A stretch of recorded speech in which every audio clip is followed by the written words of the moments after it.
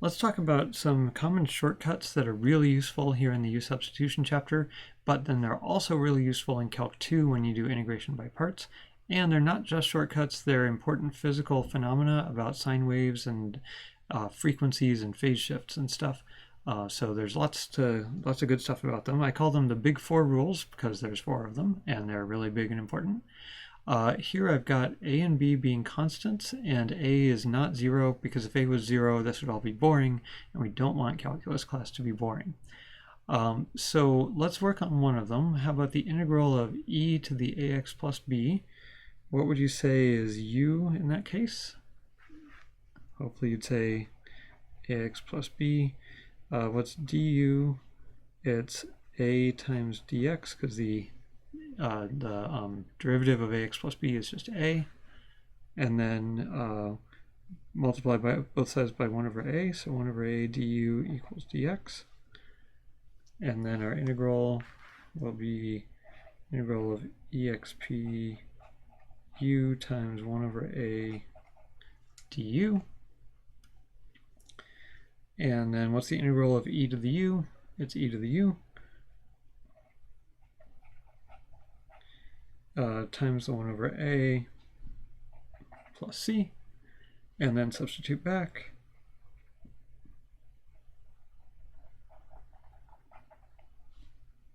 You get exp of ax plus b times 1 over a plus c. So let's go write that as our answer here. It's 1 over a e to the ax plus b plus c. So the lesson is e to a linear function, the antiderivative of that is e to that same linear function times 1 over a plus c. Go ahead and try it now for, how about the sine one? Integral of sine ax plus b dx. You could even guess what you think it's going to be first and then do the u-substitution and see if your guess was right. Okay, pause the video, do all that, come on back, welcome back.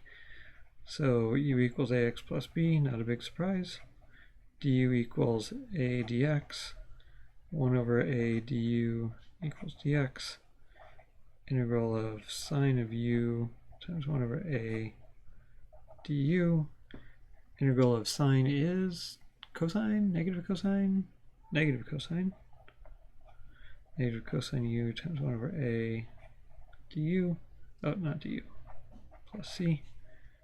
So negative cosine of ax plus b plus c, oh, times 1 over a.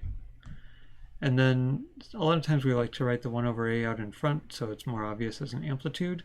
So we can do that here. So we get negative 1 over a cosine of ax plus b plus c. You can fill in the others. And then you can use these as shortcuts anytime it seems appropriate. One set of cautions we have to say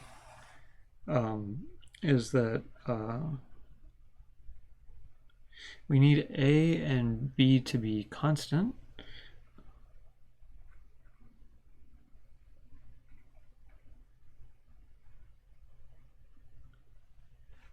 And then also we need the x to just be x, not some nonlinear function of x.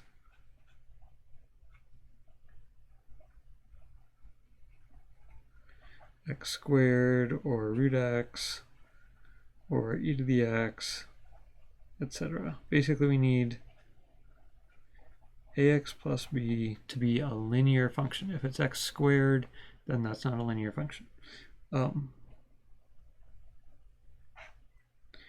You might think, oh, if I have an x squared, I'll just say one of the x's is x, and the other x from the x squared is a, but then the a is not constant.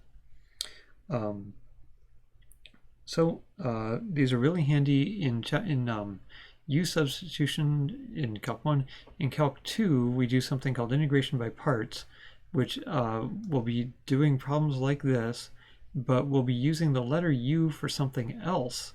And so we don't want to have to do a u substitution inside the integration by parts because we'll get all confused with the letter u. and it just saves so much time to say, oh, I have a cosine at some other frequency. The antiderivative of that is 1 over that frequency times blah, blah, blah. And there's even a problem on the u-substitution homework where the big 4 rule saves you a lot of time. One other caution. If I have like sine ax plus b, but then I'm squaring the whole thing, that still doesn't work. It has to be a plain sine wave, not a squared sine wave or square rooted or absolute value or log or whatever. It has to be exactly in this form. The only thing is the ax plus b could be some other way of writing a linear function. Like this is slope-intercept form. It could be point-slope form. That would be fine. There you'd have to think about what's my a, what's my b.